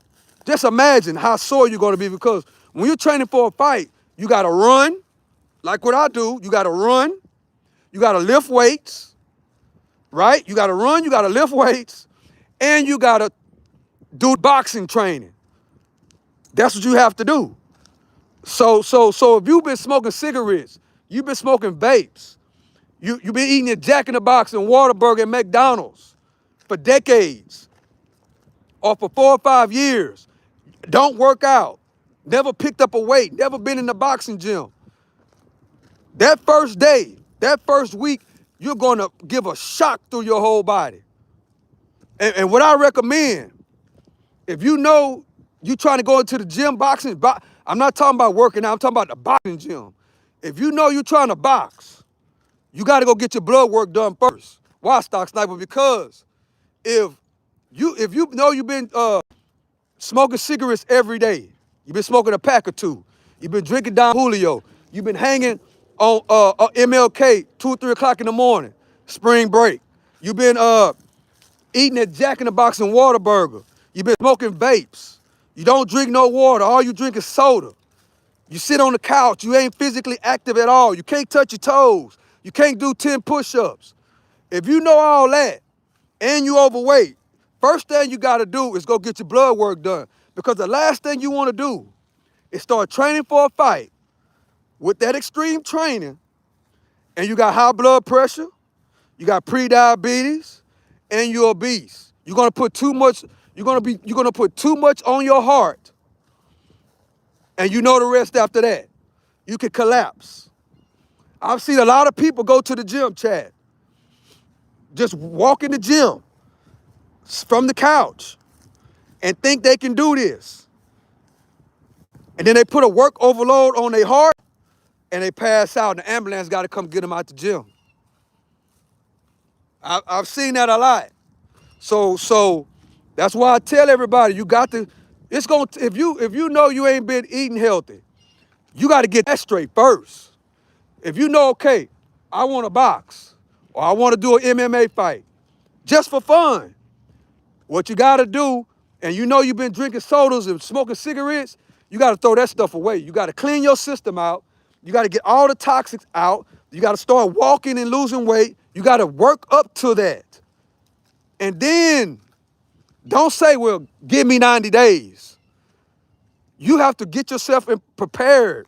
It's steps to this. Because guess what? It's people that die in the ring, bro. It's not a good sight when you see somebody in the gym fall out and the ambulance got to come get them.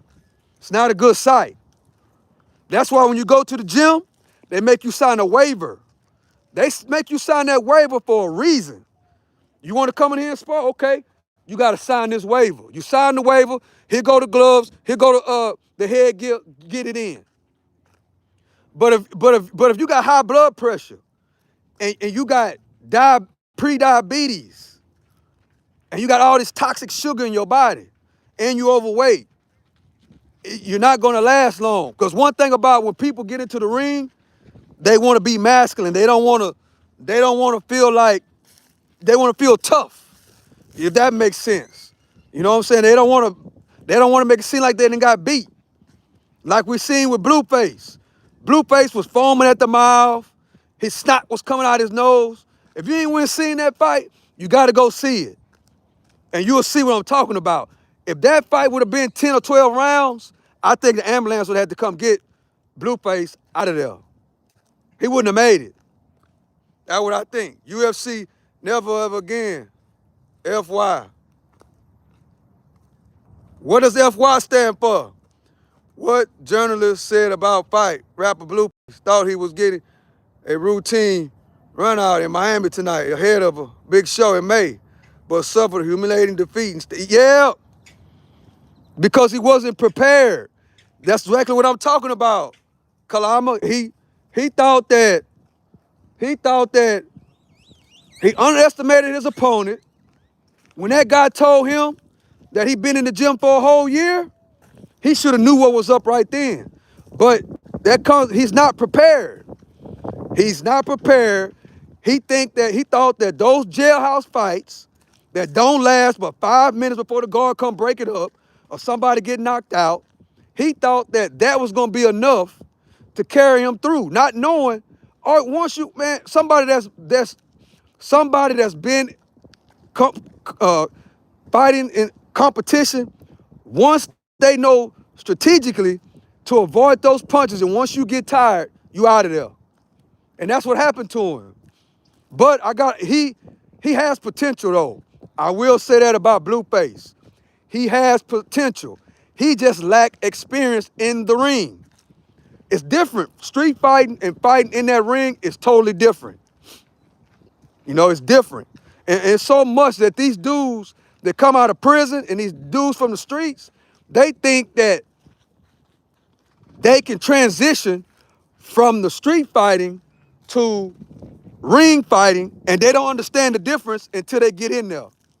And that's what his problem was, lack of experience. Now, if he'd have been training for a year, I think he'd have blew the dude out. But he ain't been training, he ain't trained but maybe 3 months, if that. And then he been in the club every night. You can't go to the club, you can't have sex, you gotta train consistently in a good gym with good trainers for a whole year. That's how it worked. Yeah, he showed videos of him training with Floyd Mayweather and training with the professional boxer, but they didn't teach him nothing. It's easy to go in there and spar, right? I can go to a gym right now, sign the waiver, and go spar with a champion. But the thing is, it's techniques, it's drilling. That's what you gotta drill. And those fighters that he fighting, those fighters that he was sparring with in the gym, they don't have time to teach him and break down techniques to him. Why? Because they're training for their own fight. Training with a trainer and then sparring with a fighter is two different things. And that's just what it is. They didn't tell him too much of nothing. Whatever he paid them, whatever he paid Floyd Mayweather, and whatever he paid that pro boxer to spar with him, they didn't care anything about him. They didn't. They didn't at all. So I got to end it right here, chat. I appreciate y'all for rocking with me. It's been a 2-hour walk. We ran 3 miles, and then we walked another. Man, we walked a while. We walked 5 miles. So we ran 3 miles, and then I walked another 5 miles. We've been walking for 2 hours. Every hour is 2.5 miles. So we've been walking for 5 miles. So we ran 3 miles, chat, and then we walked 5 miles. That's what I love about this walk down. That's why I love about y'all that come rock with me. Y'all help me out so much. Y'all really do. All this is for cardio. All of this for health and wellness. And I appreciate y'all for helping me out. I just ran 3 miles, and I walked another 5. And thanks to y'all for coming to rock with me and keeping it entertaining. Look, chat, I walked for 2 hours, and it feels like I've been walking for 30 minutes. Now I'm gonna show y'all the kids over here, then I gotta go. That's playing golf, chilling. Just having a good time. Look, chat, just chilling, playing golf, working on their golf skills.